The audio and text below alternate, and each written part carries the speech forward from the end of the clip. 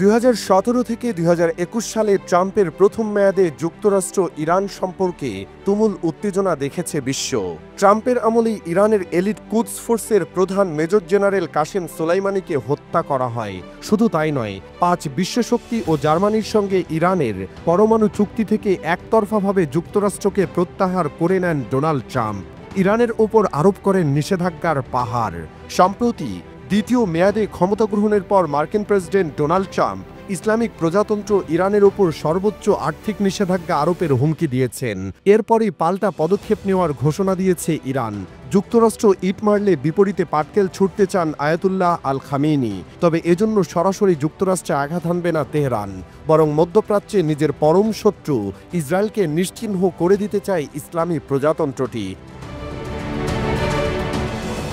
Trump ক্ষমতায় আসার আগে গত বছর 2 দফায় ইসরায়েলে বড় ধরনের হামলা চালায় ইরান। দুবারই আকাশপথে চালানো এই হামলায় অপ্রস্তুত হয়ে গিয়েছিল ইসরায়েল। এমনকি ইসরায়েলকে বাঁচাতে এগিয়ে আসে বহুজাতিক বাহিনীও। তারপরও ইরানের হামলা ঠেকানো যায়নি। ইরানের আগ্রাসী পদক্ষেপে আতঙ্কিত হয়ে পড়ে ইসরায়েল। তবে গেল জানুয়ারিতে ট্রাম্প দ্বিতীয় মেয়াদে যুক্তরাষ্ট্রের প্রেসিডেন্টের দায়িত্ব নেওয়ার পর ভরসা ফিরে পান নেতানিয়াহু। অন্যদিকে ইরান থেমে আছে এমনটাও নয়। দেশটির ইসলামী বিপ্লবী গার্ড বাহিনীর জেনারেল ইব্রাহিম জাব্বারির ভাষায়, উপযুক্ত সময়ে অপারেশন ট্রু প্রমিস 3 চালাবে তারা। এতটা নিখুঁত ও বড় পরিসরে এ হামলা চালানো হবে যা ইসরায়েল গুড়িয়ে দেওয়ার জন্য যথেষ্ট হবে। আবার এদিকে ইরানের এমন হুঙ্কারে চুপ বসেনি ইসরায়েলও। দেশটির পররাষ্ট্রমন্ত্রী গিদেওন সার ইরানকে লক্ষ্য করে পাল্টা হুমকি দিয়েছেন।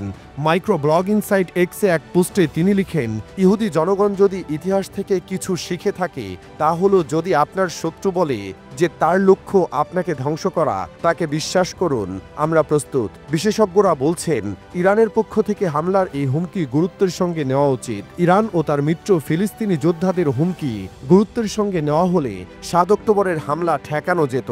শুধু ইসরায়েলকে গুড়িয়ে দেওয়াই নয়, ইরানের মিত্র ইয়েমেনকেও যুক্তরাষ্ট্র কিছু করতে পারবে না বলে হুঁশিয়ারি উচ্চারণ করেছেন জাব্বারি।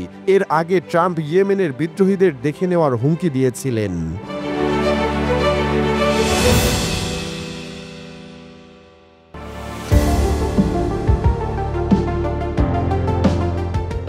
এমনিতেই ট্রাম্প আতঙ্কে তটস্থ পুরো বিশ্ব। এর মাঝে বন্ধু ইলন মাস্কও ক্ষমতা হাতে পেয়ে কম উদ্বেগ ছড়াচ্ছেন না। চলমান নানাবিধ উত্তেজনার মাঝে মার্কিন সরকারের উপর চাপ কমাতে ছাঁটাই ও ব্যয় সংকোচন নিয়ে ব্যাপক সমালোচনার সম্মুখীন হয়েছেন প্রেসিডেন্ট ডোনাল্ড ট্রাম্প। তবে এরপরও ফেডারেল সরকারের আকার ছোট করতে আগ্রাসী হওয়ার জন্য ইলন মাস্ককে 22 ফেব্রুয়ারি শনিবার আহ্বান জানিয়েছেন তিনি।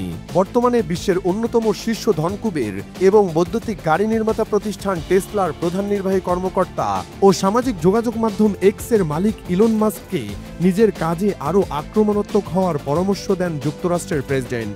23 ফেব্রুয়ারি রবিবার এক প্রতিবেদনে এ তথ্য জানিয়েছে বার্তা সংস্থা আনাদোলু। ইলন মাস্ক বর্তমানে যুক্তরাষ্ট্রের নতুন দপ্তর ডিপার্টমেন্ট অফ গভর্নমেন্ট এফিসিয়েন্সি ডিওজি-এর নেতৃত্বে রয়েছেন। গত মাসে দ্বিতীয় মেয়াদে মার্কিন প্রেসিডেন্ট হিসেবে দায়িত্ব নেওয়ার পর ট্রাম্প নতুন এই দপ্তরটি সৃষ্টি করেন। বার্তা সংস্থা আনাদোলু জানিয়েছে, মার্কিন প্রেসিডেন্ট ডোনাল্ড ট্রাম্প শনিবার ইলন মাস্ককে তার প্রচেষ্টায় আরও আক্রমণাত্মক হওয়ার আহ্বান জানান। সম্ভবত যুক্তরাষ্ট্রের ফেডারেল ব্যয় হ্রাস করার লক্ষ্যে সরকারি দক্ষতা বিভাগ ডিওজিই মাস্কের ভূমিকার ক্ষেত্রে একথা উল্লেখ করেছেন রিপাবলিকান এই প্রেসিডেন্ট। নিজের সোশ্যাল মিডিয়া প্ল্যাটফর্ম ট্রুথ সোশ্যালে ডোনাল্ড ট্রাম্প বলেছেন, ইলন দুর্দান্ত কাজ করছেন, কিন্তু আমি তাকে আরও আক্রমণাত্মক হতে দেখতে চাই। ট্রাম্প ইঙ্গিত দিয়েছেন, যুক্তরাষ্ট্রকে বাঁচানো দরকার এবং এই কারণে চূড়ান্ত লক্ষ্য হচ্ছে যুক্তরাষ্ট্রকে আগের চেয়ে আরও বড় করা। এদিকে যুক্তরাষ্ট্রের প্রেসিডেন্ট ডোনাল্ড ট্রাম্পের প্রশাসন শনিবার সন্ধ্যায় 10টি ফেডারেল সরকারের কর্মচারীদের কাছে ইমেইল পাঠিয়েছে। উক্ত ইমেইলে কর্মচারীদের আগের সপ্তাহের কাজের বিবরণ সোমবার রাতের মধ্যে দিতে বলা হয়েছে। তা না হলে তাদের চাকরি হারানোর ঝুঁকির কথা বলা হয়েছে ইমেইলে। ট্রাম্প প্রশাসনের সরকারি দক্ষতা বিভাগ ডিওজিই প্রধান ধনকুবের ইলন মাস্ক সামাজিক যোগাযোগ মাধ্যম এক্সে একটি পোস্ট দেওয়ায় কিছুক্ষণ পরে এই ইমেইল পাঠানো হয়। এতে বলা হয়, ইমেইলের অনুরোধে সাড়া না দেওয়ার বিষয়টিকে কর্মচারীর পদত্যাগ হিসেবে দেখা হবে। মাস্ক তার এক্স পোস্টে বলেন, সব ফেডারেল কর্মচারী শীঘ্রই একটি ইমেইল পাবেন। এই ইমেইলে তারা গত সপ্তাহে কি কাজ করেছেন তা বোঝার জন্য একটি অনুরোধ থাকবে। ইমেইলে সাড়া দিতে ব্যর্থ হলে তা পদত্যাগ হিসেবে গণ্য হবে। ট্রাম্প তার নিজের ট্রুথ সোশ্যাল নামের সামাজিক যোগাযোগ মাধ্যমে একটি পোস্ট দেওয়ার কয়েক ঘন্টার মাথায় মাস্ক তার এই পোস্টটি দেন।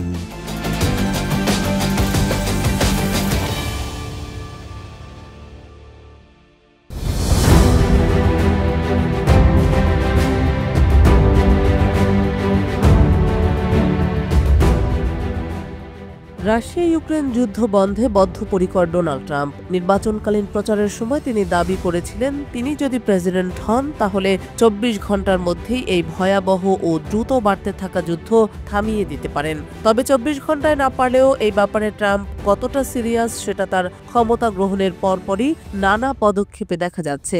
এবার হোয়াইট হাউসের প্রেস সচিব ক্যারোলিন লেভিট বলেছেন, প্রেসিডেন্ট ডোনাল্ড ট্রাম্প তার ক্ষমতার উপর আত্মবিশ্বাসী। তিনি রাশিয়ার সঙ্গে একটি চুক্তিতে পৌঁছাতে পারবেন এবং ইউক্রেন যুদ্ধের অবসান ঘটাতে পারবেন। 3 বছর ধরে চলমান এই যুদ্ধ এই সপ্তাহেই শেষ হতে পারে। শনিবার হোয়াইট হাউসের প্রেস সচিব দক্ষিণ লনের সাংবাদিকদের সঙ্গে আলাপকালে এই ইঙ্গিত দিয়েছেন। লেভিট বলেন, প্রেসিডেন্ট এবং তার দল এই যুদ্ধের উভয় পক্ষের সঙ্গে আলোচনা চালিয়ে যাওয়ার দিকে অত্যন্ত মনোযোগী। Conservative political action conference CPAC থেকে ফিরে এসে আত্মবিশ্বাস নিয়ে প্রেসিডেন্ট বলেন, আমরা রাশিয়া ইউক্রেন যুদ্ধ এই সপ্তাহের মধ্যেই সমাধান করতে পারব। তার এই মন্তব্যটি আসে যখন প্রেসিডেন্ট ডোনাল্ড ট্রাম্প ইঙ্গিত দেন যে ইউক্রেনের প্রেসিডেন্ট ভলোদিমির জেলেনস্কির আলোচনায় তেমন কোনো শক্তিশালী অবস্থান নেই এবং তাকে আন্তর্জাতিক শান্তি আলোচনাগুলো থেকে দূরে থাকা উচিত। লেভিট আরও জানান যে জাতীয় নিরাপত্তা উপদেষ্টা ম্যাট ওয়ার্ডস এই সপ্তাহান্তে একটি চুক্তির জন্য দিনরাত কাজ করছেন। তিনি উল্লেখ করেন যে ট্রেজারি সেক্রেটারি স্কট বেসেন্টো ইউক্রেনের সঙ্গে প্রাকৃতিক সম্পদের বিষয়ে একটি প্রস্তাবিত চুক্তি নিয়ে আলোচনা করছেন। লেভিট আরও বলেন, গুরুত্বপূর্ণ খনিজ সম্পদ নিয়ে আলোচনা প্রেসিডেন্টের জন্য অত্যন্ত গুরুত্বপূর্ণ। এটি আমেরিকান ট্যাক্স পেয়ারদের অর্থ ফেরত আনবে। এটি মার্কিন যুক্তরাষ্ট্র এবং ইউক্রেনীয় জনগণের মধ্যে একটি দুর্দান্ত অর্থনৈতিক অংশীদারিত্ব গড়ে তুলবে, কারণ তারা এই নির্মম যুদ্ধের পর তাদের দেশ পুনর্গঠন করবে।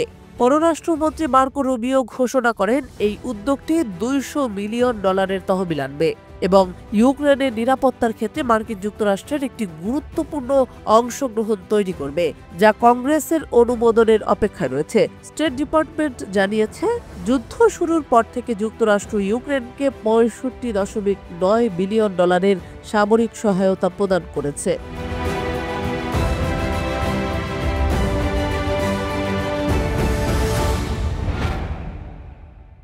$29 million to strengthen the political landscape in Bangladesh went to a firm that nobody ever heard of. Strengthening political landscape in Bangladesh, সংক্ষেপে এসপিএল শীর্ষক এক প্রকল্পে যুক্তরাষ্ট্রের আন্তর্জাতিক উন্নয়ন সংস্থা ইউএসএইড $29 মিলিয়ন অর্থায়ন করেছে বলে দেশটির প্রেসিডেন্ট ডোনাল্ড ট্রাম্পের মন্তব্যের পর তা নিয়ে ব্যাপক আলোচনা সমালোচনা শুরু হয়েছে। ট্রাম্প বলেছেন, এই তহবিল বাংলাদেশের এমন একটি ফার্ম পেয়েছে যেখানে মাত্র 2 জন কর্মী কাজ করেন। বাংলাদেশের রাজনৈতিক পরিমণ্ডল শক্তিশালীকরণের নামে এই তহবিল দেওয়া হয়েছে। শুক্রবার ওয়াশিংটন ডিসিতে গভর্নরদের নিয়ে আয়োজিত গভর্নর ওয়ার্কিং সেশন অনুষ্ঠানে এই তথ্য প্রকাশ করেন মার্কিন প্রেসিডেন্ট ডোনাল্ড ট্রাম্প। দেশটির নতুন দপ্তর department of government efficiency DOGE গত 16 ফেব্রুয়ারি জানায়, বাংলাদেশের জন্য ইউএসএইডের এই সহায়তা বাতিল করা হয়েছে। তবে কারা বা কে এই সহায়তা পেয়েছে সেটি স্পষ্ট করা হয়নি। একই দিন ভারতের ভোটার উপস্থিতি বাড়ানোর জন্য নির্ধারিত $2.10 কোটি কর্মসূচি সহ বিশ্বের 11টি দেশে আর্থিক সহায়তা স্থগিত করে ডিওজি। ভারতের ভোটারদের ভোটদানে উৎসাহিত করতে ইউএসএইডের $2.10 কোটি তহবিল নিয়ে করা ডোনাল্ড ট্রাম্পের মন্তব্য সম্পর্কে দেশটিতে তুমুল বিতর্ক চলছে।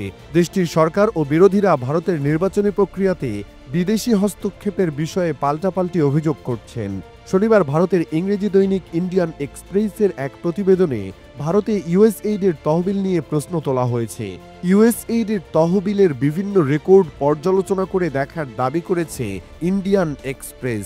ভারতীয় এই দৈনিক বলেছে, ভারতে নয় বরং 2022 সালে ওই অর্থ বাংলাদেশে অনুমোদন দিয়েছিল ইউএসএইড। ইন্ডিয়ান এক্সপ্রেসের ফ্যাক্ট চেকে ওই $2 কোটি 10 লাখ তহবিলের মধ্যে অন্তত $1 কোটি 34 লাখ ইতিমধ্যে বিতরণ করা হয়েছে বলে দাবি করা হয়েছে। বাংলাদেশের জন্য নির্ধারিত ওই তহবিল ছিল জানিয়ে কয়েকটি বিষয়ে তুলে ধরেছে ইন্ডিয়ান এক্সপ্রেস। এতে বলা হয়েছে, যুক্তরাষ্ট্রের ফেডারেল অনুদান নির্দিষ্ট দেশগুলোতে দেওয়া হয় এবং 2008 সাল থেকে ভারতে ইউএসএইডের অর্থায়নে সিইপিপিএস এর কোনো প্রকল্প পরিচালিত হয়নি। $2 কোটি 10 লাখ তহবিলের সাথে ইউএসএইডের অনুমোদিত অনুদান কেবল সিইপিপিএস এর মাধ্যমে বাংলাদেশে দেওয়া হয়েছিল। 2022 সালের জুলাইয়ে আমার ভোট আমার নামে একটি প্রকল্পের জন্য যা অনুমোদন দেওয়া হয়েছিল। পরবর্তীতে ওই বছরের নভেম্বরে এই প্রকল্পের নাম পরিবর্তন করে রাখা হয় নাগরিক অর্থাৎ সিটিজেন প্রোগ্রাম। এদিকে strengthening political landscape in Bangladesh SPL শীর্ষক যে প্রকল্পে যুক্তরাষ্ট্রের আন্তর্জাতিক উন্নয়ন সংস্থা ইউএসএইডের অর্থায়নের কথা বলেছেন প্রেসিডেন্ট ডোনাল্ড ট্রাম্প, সেই নামে বাংলাদেশে এই প্রকল্প পরিচালনা করে যুক্তরাষ্ট্রভিত্তিক সংস্থা ডেমোক্রেসি ইন্টারন্যাশনাল ডিআই। তাদের ওয়েবসাইটে এই প্রকল্পে ইউএসএইডের অর্থায়নের তথ্য উল্লেখ রয়েছে। ওয়েবসাইটে বলা হয়েছে, বাংলাদেশে বিভিন্ন রাজনৈতিক দলের সক্ষমতা বৃদ্ধি, রাজনৈতিক দল ও ভোটারদের সম্পর্ক উন্নয়ন এবং রাজনৈতিক সহিংসতা হ্রাস করার লক্ষ্য নিয়ে কাজ করে ডিআই এর এই প্রকল্প।